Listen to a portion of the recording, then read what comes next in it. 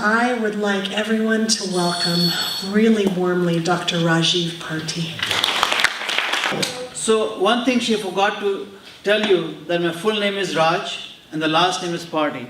So Raj in Indian language means the king. So I'm the king of parties.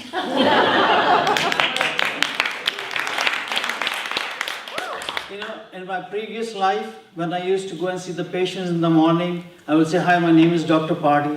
They would not believe me. I had to have the nurse or show my driver's license that I am at least for sure Dr. Parti, because the patients used to think that I'm going to give them laughing gas, morphine, the good stuff, so I've named myself Dr. Parti.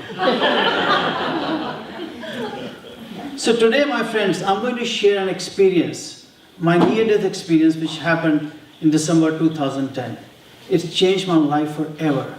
What I drank, what I ate, even the simple things, where I worked, where I lived, my relationship with my wife, with my kids, with God, everything changed. Before you could know how it changed me, I would like to take you back to my background. I was born and raised in India to a middle-class family. My father was an air traffic controller, and my mother was an English teacher. And I have a special bond with my mother. First, I'm the only son, and me and her shared the same birthday. So my father used to tell my mom, "What else do you want for a present? I've given you a son." But my father was a very strict father, very strict. He believed in the old British saying, "Spare the rod and spoil the child."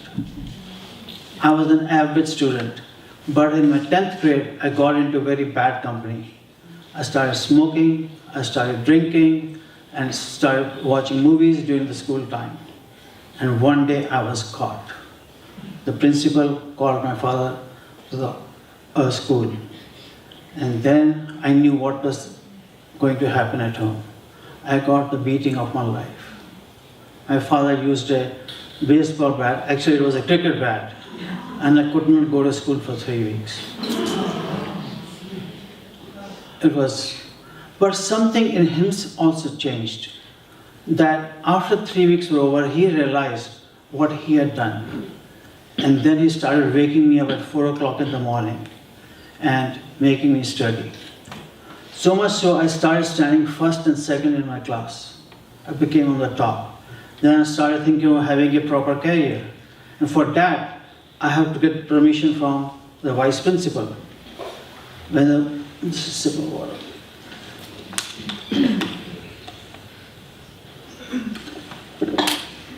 When my mother came, the vice principal's name I still remember was Mr. Sinha. And she said, "My son wants to be a doctor and he wants to take biology." And Mr. Sinha was so rude to my mother, so rude. He said, "Do you think your son is going to be a doctor one day?" And it brought tears to my mom's. And that's the day I resolved, I will be a doctor, to wipe my mother's tears. And then, after studying first or second in my class, I went and sat for medical school competition exam. It is 1 in 100,000 get selected, and I got selected in 3 places. Medical school was tough. I remember studying 16 to 18 hours a day. You know how tough the medical school is. And then I became very spiritually oriented that time. I think I was in my 2nd year. I even ran away from my house to become a monk.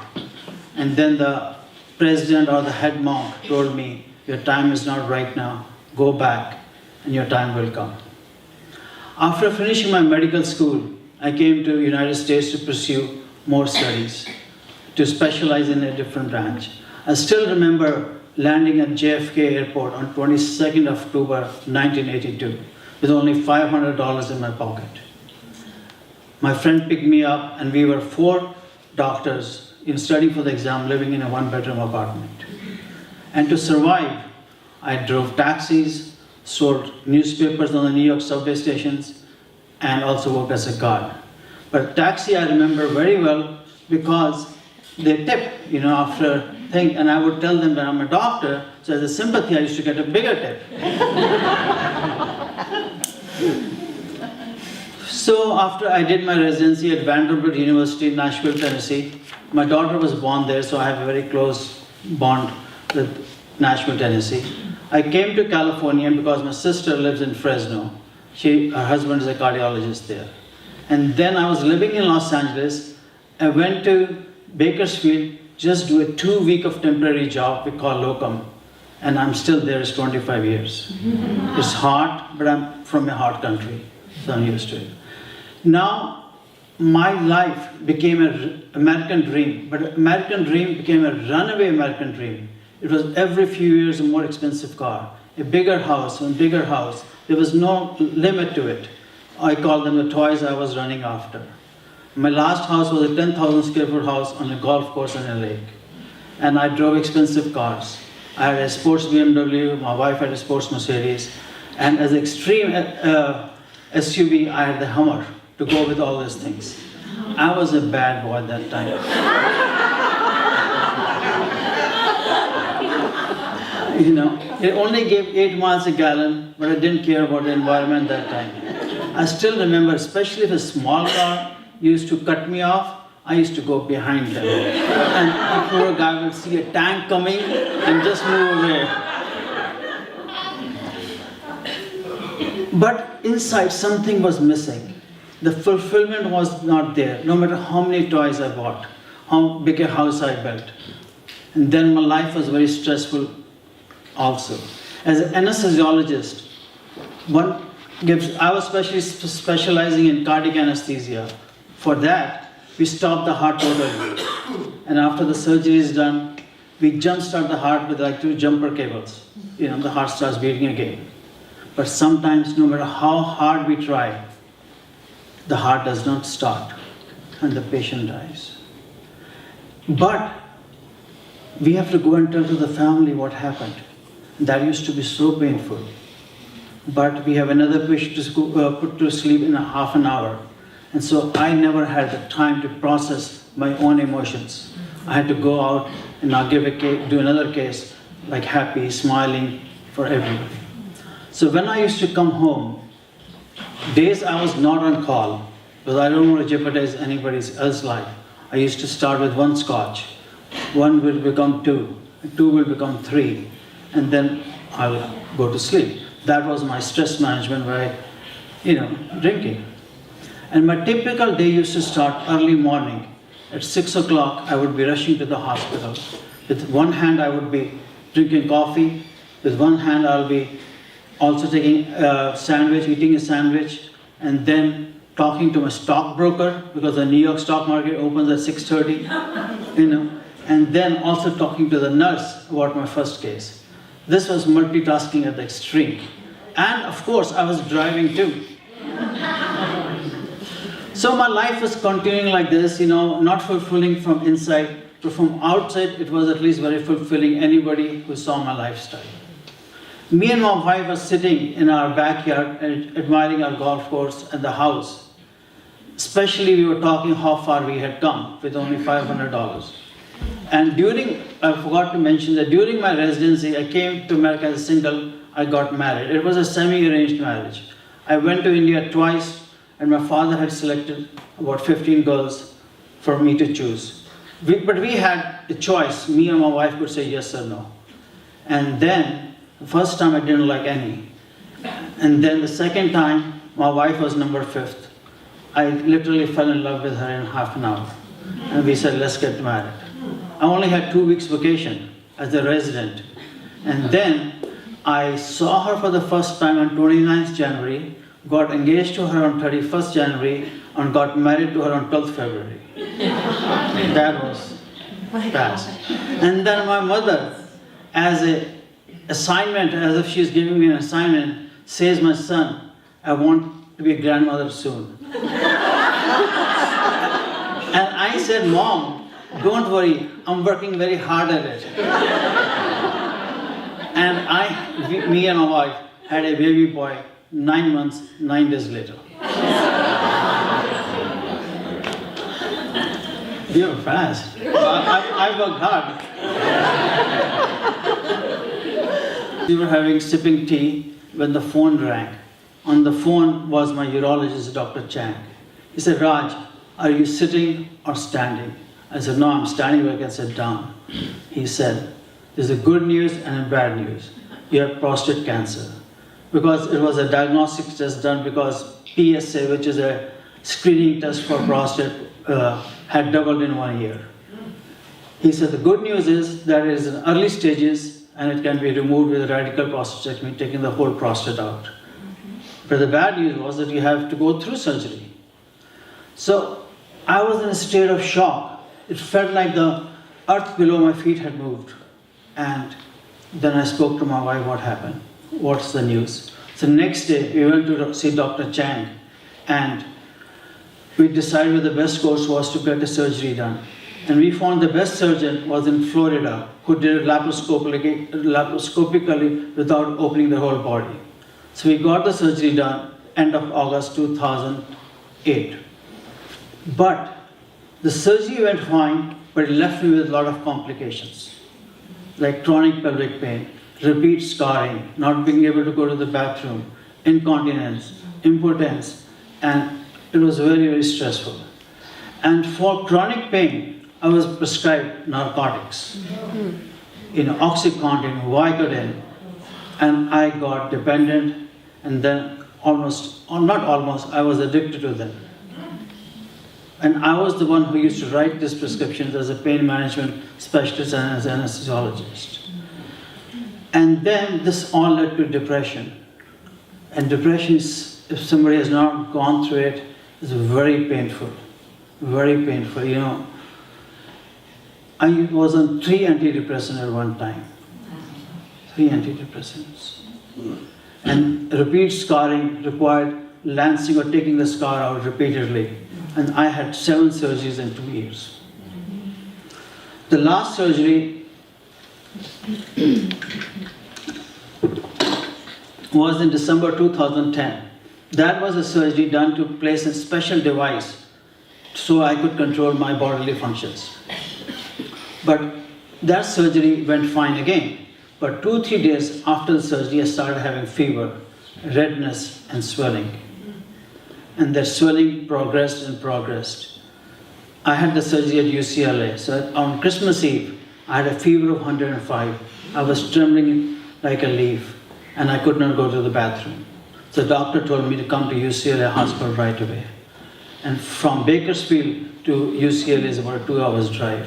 My poor wife, around 8 o'clock in the evening, is driving, crying, was in a mess, and I was equally in a mess. It was one of the most excruciating, painful ride I had. When I went to the hospital, they put me on very heavy-duty antibiotics, IV, vancomycin and gentamicin. But still, I was not getting better. There was not enough time. And so they had to do emergency surgery to take the device they had put out and also to clean me up.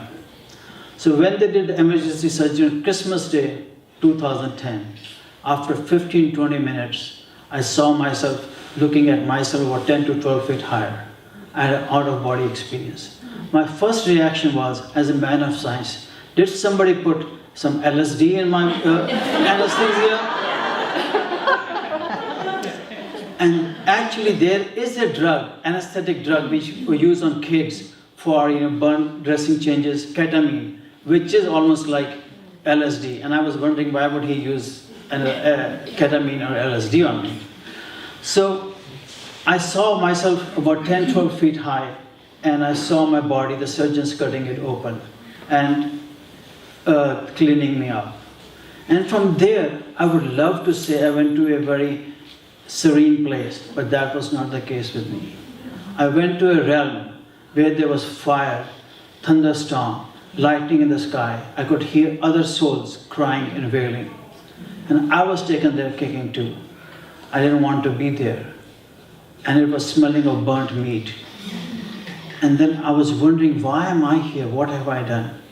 While I was asking these questions to myself, the realization was given to me that so far my life had been totally loveless. I had been mean. I would be always snatching things, not caring for others' feelings, not have empathy for my patients. Apart from anesthesia, I had a huge pain management practice too. I remember a 70-year-old lady once came to my office, and she had arthritis, severe arthritis. But she wanted to talk to me, spend some time with me, because her husband was dying of cancer. But me, in a rush, just wrote down a prescription and walked out. That was so bad of me. Now I wish I could go back, but I'm not doing those things now. But that was my nature was. So while I had this revelation to me, why I'm here, I felt sorry that I wish I could change the things around. And then the health started fading away. My father showed up. And my father, like a little boy, took me towards the tunnel. And my father, the same father who had abused me, was not there to help me. And he gave me words of wisdom. He said, my son, if you keep your consciousness clear and you're truthful to yourself, the divine, the universe will take care of you. And these are the exact same words he used about 20 years ago when he died of heart surgery in Fresno. And I have forgotten those words. He walked me towards the tunnel, and in the tunnel, I had the past life, I had a review, not only of my present life, which started in the hellish realm, but also of my past lives. 2 past lives I was shown was one as a medieval prince. I was again a cruel prince, was whipping poor farmers with a cane and also asking the soldiers to do the same thing. And this was the same life I had actually seen about 5 years ago in a workshop with Dr. Brian Weiss. I'm sure you must have heard about Dr. Brian Weiss. He's the pioneer for past life regression. So in that workshop, when I saw myself as a medieval prince, I went back to the farmers and asked for forgiveness. So in my present life, I went back to the previous life and asked forgiveness. And luckily or coincidentally, I don't know what to make of it, in 2 weeks my hand pain went away. I have a scar from here to here, and I was able to go back to work, which I had not done for 6 months. What you make of it is up to you, and I also didn't figure out what it was that helped me cure my hand. Now coming back to my time in the tunnel, I also had a review of my present life. We started, I was mean, uncaring, unloving, always grabbing, snatching, how I could be. From there, my father left me to the tunnel and I went to the other side. I was greeted by 2 very robust young men. And I was wondering who are they. They told me telepathically they are my guardian angels, Michael and Raphael, which I later on found out more about them. Raphael is the angel for healing, patron for doctors, and Michael is for strength. When I told this to my wife, her first reaction was, what happened to the thousands of Indian gods? None of them showed up?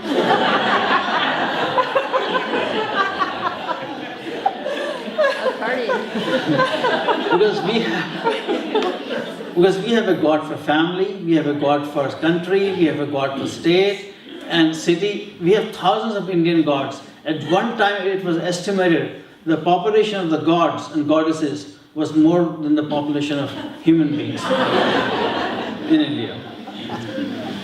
So from there, these angelic beings guided me towards the light being. It was like 1,000 suns blazing at the same time.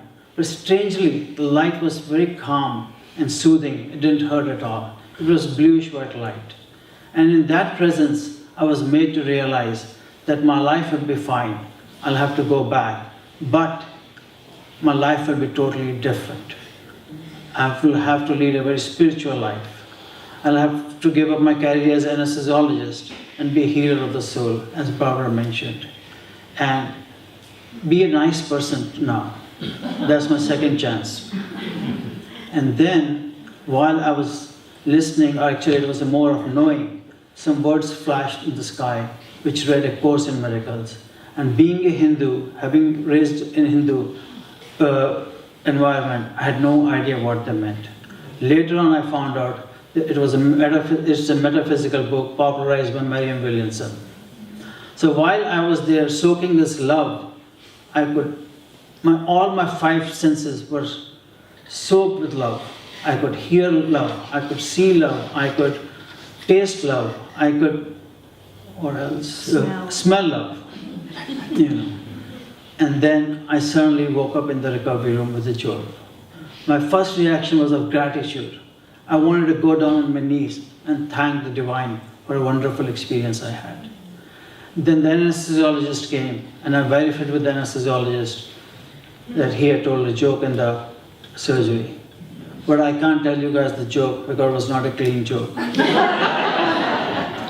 And me being an anesthesiologist myself, I know part of the job of anesthesiologist is to keep the environment light and tell the jokes. But before I do that, I want to make double sure the patient with anesthesia gas is totally asleep. You know, because hearing is the first sensation to come back and the last to go. So from there, that was my reaction in the recovery room. And in 72 hours, I was fit enough to go back home. So they discharged me on oral antibiotics. But I still had wounds, which would take a few weeks to heal. But my life totally changed. Things started happening on their own. For example, a plastic surgeon friend of mine came to see me, but then he liked my house so much. Then he said, I want to buy this house. My house was not even on sale.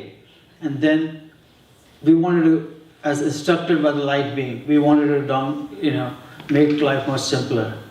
But he had a house, a moderate house to sell too. So without any real estate agent involved, we just switched our houses. I sold my Hummer.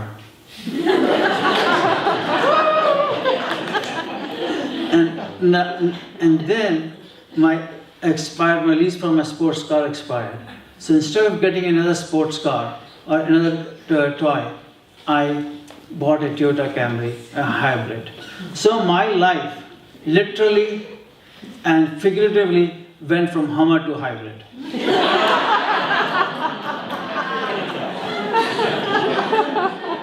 In more ways than one. Yeah. And then, but one thing, my wife didn't change her car. She still drove the sports car.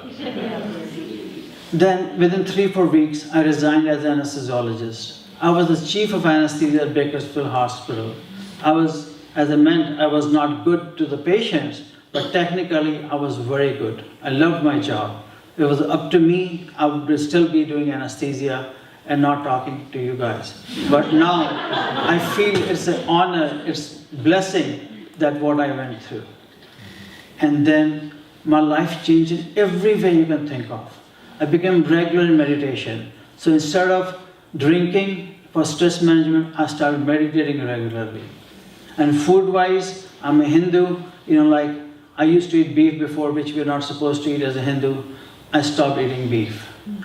And then what I watched on the TV also changed. Previously, I used to watch all crime shows, forensic files, cold cases, But then I realized, without me making a decision, I was hardly watching any TV.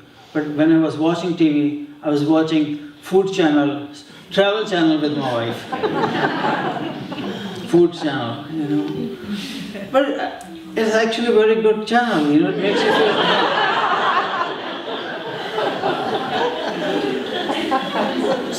So everything changed. My nature changed towards my wife. It became a more spiritual relationship. And we have been married for 25 years. And we just had our 25th anniversary. And I surprised her with the trip to Paris and Venice. It was a very remarkable trip. Just two of us. Our kids, I have 3 kids, boy, girl, boy. They all have left house. They're all in college now. And one morning I got up. And my wife was still sleeping. And I'd never done this before. And that was the last time I wrote a poem. And I'll just read a few lines from that. I have my wife's permission because, it's a poem to her. What is love? Love is when you are there, then the world is there. Nirvana, the ultimate bliss, is there. Love is when standing in the DMV line together, a couple has more fun than others have on their honeymoon. Love is when it is like 2 different flavors of ice cream just want to melt together. Love is when being together is like smell from the earth when it had been dry and now the first rain falls. You know that sweet earth smell, grounding smell. Love is when being together, the time stops and you feel, this is it is heaven. Love is when holding hands and running on the beach feels like being one with the universe. And then, love is when you feel that on this journey called life, your soulmate has been found. And I met only my wife once before. And in the end, love is when in spite of all efforts, including those above, you give up and say, you are love personified, otherwise I cannot define it. And this is my post-NDA transformation. And so much so one day, I even sent her flowers. And she said, why are you sending me flowers? It's not Valentine's, it's not my birthday, it's not my anniversary. And I said, because as long as I'm married to her, then every day is a Valentine's Day. But I don't want to keep sending her flowers, then she'll have idea, why is he guilty conscious or something? Is he partying too much? So my personal life was transformed and changed. But at this other, professionally, as I told, I gave up my job as an anesthesiologist. I started writing, I started speaking. I did a course in meditation at Chopra University, Deepak Chopra's. I did a course in Ayurveda, which is an ancient way of healing, about 5,000 years old. And it is all nature, consciousness-based way of healing, living in harmony with the nature, with natural cycles. And then I started reading the Course in Miracles. And from my own experience, I came up with 3 words which became my mantra: forgive, love, and heal. And as I say, one does not have to have an NDE to follow this magic formula. Forgiveness is a very big thing. And forgiving one's own self is even the hardest, because to some extent, I used to feel I should have known better than getting addicted to pain medications. And then I was very mad at God when I had the diagnosis of prostate cancer and all the complications I had. Quote unquote, I had to forgive God. Like why? I was mad at him. And then I had to forgive other people who had wronged me. So forgiveness is a very big thing, and forgiveness is letting go of the resentment. It is not reconciliation, it is not condoning it, but letting go of the resentment. If we carry that baggage, we may still be hurting and still be crying, but the person who hurt us may be in Hawaii having a good time. So, and this forgiveness is for our own self. It's not for anybody else. It is not just simple words you say, I forgive you, but it's a process, and it takes time, it takes courage. It's something inside out, not outside in job. There are different ways of forgiveness. One is to change the perspective. In myself, I learned to do that. I actually named 2 people in my personalities, Poor Rajiv and Lucky Rajiv. Poor Rajiv is the one who had cancer and who had to go through the suffering, sold his house, sold his cars, and was leading a modest life. And Lucky Rajiv is, he's totally free of any financial burdens. He is leading the life he wanted to live. He's following his purpose, he's following his dharma. So whenever I get depressed or when I'm angry, I say to myself, who do I want to be? Lucky Rajiv or Poor Rajiv? And then there are other ways of forgiving too, like writing a letter. But I don't recommend mailing the letter, but pouring your heart out. I wrote a letter to my dad because I had mixed feelings because of the abuse I suffered as a child. And then other method is to take a piece of stone and put it on your heart chakra, and give all your pains as if you're transferring your anger to the stone, then throw it away and walk. And I actually like walking out my coaching clients. I tell them to do it near a water body. Like then you are symbolizing baptism. Like when you come out of the water body, it'll renew you, and you've left your anger, your resentments back. These are one of the few methods I recommend for forgiveness. And one equally important is yoga and meditation. In meditation, you connect to the deeper source inside that helps you get rid of anger. And my own relationship with divine changed after I forgave, quote unquote, God. I became more trusting, more believing. Like, I used to have a vision board before. You must have seen the movie Secret. Yeah. I saw that movie and I made a vision board for myself in a house in Malibu, on the beach, a Lamborghini, and all those things. But after my NDE, I literally took that board. It was made of biodegradable. It was paper, biodegradable. I floated it in the ocean. It symbolized to me, the ocean symbolized to me the vast, pure, unformed consciousness and me as a wave in that ocean. That, oh God, I do not know what is good for me. I surrender to you. Whatever you want, make me be happy in that. It's something like serenity prayer, where you ask for the wisdom to know the difference between the two things you can change and things which you can't change, and things which you cannot change, to have acceptance for that. The next word which comes is love. And love is this, I'm talking about unconditional love, which you love for only reason is love. And love is a verb. For me to experience first unconditional love was when my son, 25 years ago, was born. When I saw him for the first time, I felt deep unconditional love. That he's here because of me, through me, and I'm totally responsible for him. It brought me pure joy. And that is the love I'm talking about. And there's another kind of love I want to talk about is seva. Seva is a Sanskrit word which means service with gratitude. Nowadays, so many of the Sanskrit words like chakra, karma, pandit are becoming American mainstream. And one of the words I want to recommend should be equally followed is seva. Actually, Ram Dass, an American, you must have heard about Ram Dass, in the spiritual circles. Even his foundation is Seva Foundation. And that's what it is, service with gratitude. I'll give you an example about the seva. In 1980, I had gone to Munich to give an exam so I could come to the United States. After giving the exam, I was tired. I was watching a show on the streets. In Europe, they have shows. And then I left my passport bag, which had my passport and ticket in it. I realized that about 10 minutes after the show was over, I went back and I could not find it. I was in a new country with hardly any money. What to do? A person walks by me who looked like me. So I went to him and said, "Sir, are you an Indian?" He said, "No, I'm a Pakistani." And I moved back. Because we Indian and Pakistanis have fought 3 wars since independence.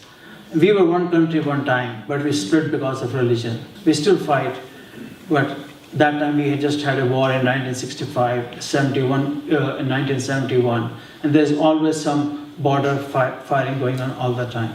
So I walked away, but that guy was a gentleman, very well dressed. He came to me, he said, "You seem to be in trouble. Can I help you?"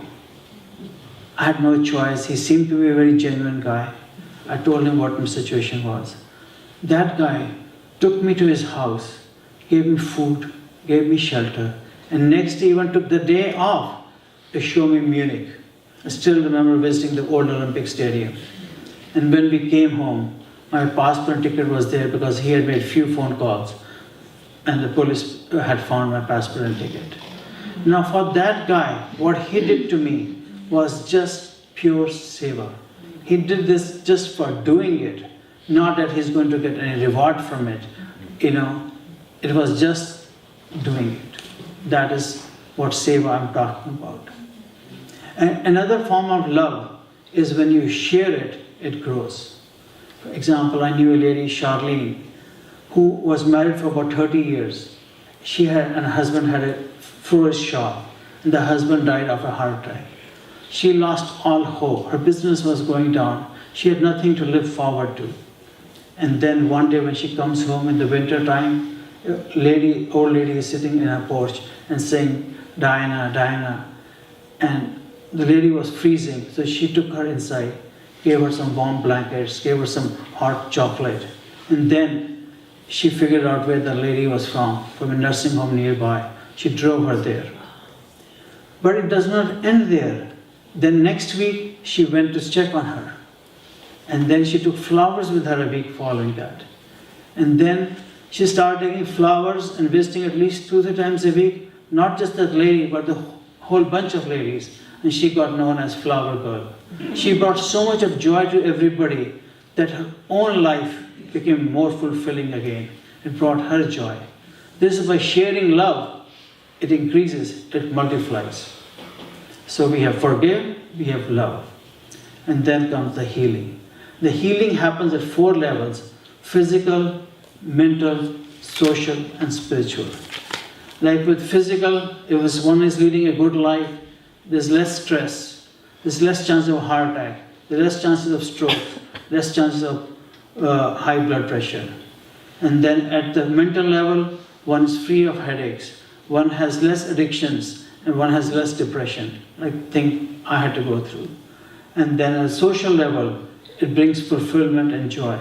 And I have seen in my own experience as an anesthesiologist in the hospital, when the patient had a family support, with a lot of people coming and visiting him, that particular person would go home much earlier than somebody who had no love, and they healed faster. Because with love and with seva, the good hormones like prolactin, DHA go up. I was going to say oxytocin, but I was going to say oxycontin. I said no oxycontin, but oxytocin. Oxycontin is a narcotic, very potent narcotic. And then the quote-unquote stress hormones, epinephrine, non-epinephrine, they all go down. That's biochemically one can measure in the blood. And the modern science is even proving that, how it works. Because there is something the modern science has discovered is neurons in the body which are known as mirror neurons. Like if I move my hand, about 30% of the same neurons in your body will also fire, and your brain will fire. If I'm feeling pain, you will feel pain. And the beauty of seva, of service, is the person who is doing seva, person who is receiving seva, of course, they benefit. But the third person who is just observing this interaction also equally benefits. So seva is very, very important. In the healing, as I mentioned, there were 4 parts: physical, mental, social, and spiritual. And to have that wellness at these 4 levels, I wrote my first book, Soul of Wellness, which describes how to achieve that. It's based on 12 principles, and the 12 principles are acceptance, harmony, stress management, exercise, the divine you, spiritual wisdom. It is available for sale there. And then, my friends, as I said, when I was in the NDE, during my life being, I was told, my time is now to be healer of the soul. So my question to you is, my time is now, when is your time? And in conclusion, it has been a very long journey so far. From abusive father, to addiction to fancy cars, to drugs, to houses, and of course my NDE. But one does not need, I'm repeating, does not need an NDE to have a fulfilling life and following the mantra, forgive, love and heal. I say forgive easily, love passionately, and heal quickly. And I say, in my previous life, I used to put people to sleep. Now I wake them up.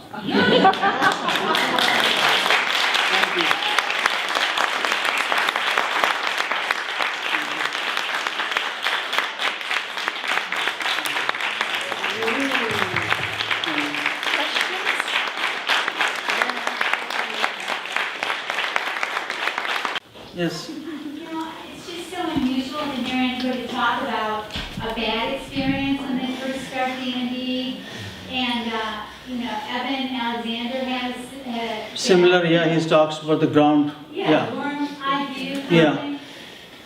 So would you talk more about that and sort of what you come to think about that and and that kind of thing? Yeah, like this is the most common question I get asked. Like one side I'm saying God is totally unconditional love and everything, then why did I have to go through hell? Is it really true or not? And that I'm still trying to integrate in my own life, how to balance these two apparent paradoxes. Like as the previous speaker was saying too, there are a lot of paradoxes in the other field, other realm, which trying to balance. For me, it was real. I had to go through it. But ultimately, what I feel, one goes higher and higher levels, like Dr. Alexander talks about too, then everything, hell and even heaven is an illusion. What really exists is the pure light being, or which we are parts of. My mom, she had cancer, so she kind of died a bit of a slow death. She opted not to get chemo and stuff like that. And I wasn't there this time, but my brother and dad, she never would let them leave her alone, day or night. And she was, screaming at times, and she seemed to be going, and my interpretation is that she was going in and out, and what she was experiencing wasn't her mom and dad or loving friends that had already passed over. She was a bad person in my view, and I believe that she was experiencing hell. But prior to your thing tonight and then Evan's talk, I'm well read on this field and everything, and I've never heard anybody talk about the house, so I kept thinking I was wrong about thinking that maybe that was what my mom went through, and I've never said anything to anybody because it's a terrible thing to say, and I just had nothing to support it. But now I'm wondering if any of you here have ever been with people that are going in and out before they actually pass over, and if they do scream, and if somebody has gotten a sense that they're afraid of where they're going instead of feeling peaceful about where they're going. I'm sure that happens. That there are about 20% of the NDs are scary, are like hellish experiences. One lady, Nancy Bush, has written a lot about it. Nancy Bush. Nancy Evans Bush. Yeah, Nancy Evans Bush. Yeah. Yeah. Okay. What are your thoughts on the career path that you chose is eventually brought you to your knees? Yeah. You must have thoughts on that. I do have thoughts. As I said, I was the chief of anesthesia at Bakersfield Heart Hospital, and I loved my job. I was passionate about it, but a time comes when the dharma, the purpose changes. Like in the light being presence, I was told to lead a more spiritual life, to share and serve, not just run after money. And I meant that here you made a career of giving people drugs, and you ended up being, that is what also made you detached. yeah, and that opened the door for my realization. And you're very right, is nowadays, you all may be surprised, this oral prescription medication, narcotics, is a much, much bigger problem than the illegal drugs. Right. Oh, yeah. Than illegal drugs, yeah. Let's go over here first, Yeah. and then we'll come over here. You talk about God. I'd like to know what God was to you. What did you experience? How do you describe God? The God I experienced was like a light being, a swirling light being, like the previous speaker was also mentioning. And I experienced unconditional love and intelligence. That's what I experienced and felt. And that's what I believe God is. I think this God is beyond, is a force, is energy, which is beyond a religion, spiritual religion. It's not like a white man with a beard sitting, or one of the Indian gods like Vishnu or Shiva. Though they are all forms of God, and one can pray to any form of God, like I, as a Hindu, pray to Shiva, but ultimately the God is totally formless. And then the other question was, how does your family took your near-death experience? Okay, yeah, that's also I get asked, and that's one. My wife was very supportive, and because especially things started happening like selling our house, because selling a 3 million plus house in Bakersfield, California is very hard. Very hard. And how it got sold without even putting on the market. And as I mentioned, my nature changed. I became a good husband and a good father. And that's what made more important to her. My daughter also is very supportive. But my two boys, they are kind of agnostic. They don't care either way, as long as I pay their bills and their tuition, Maybe they'll come around. they'll come around. Thank you. Yes, ma'am. Did you ever get clarification as to why Michael and Raphael were your main guides on the other side, what that was about? No, I personally think because Raphael especially is the angel of healing, and he's the patron angel for doctors. That's why I think he showed up. And Michael, because I was weak that time, emotionally depressed and everything, so Michael showed up as, I think he's the in charge also. That's the reason I feel. But now I studied about archangels from Doreen White's workshop, from Hay House, and the 4 archangels, though I'm Hindu, I call them on very often, Raphael, Michael, Uriel, and Gabriel. And today, for my speak, I literally requested Gabriel to be with me because he is the angel for speaking.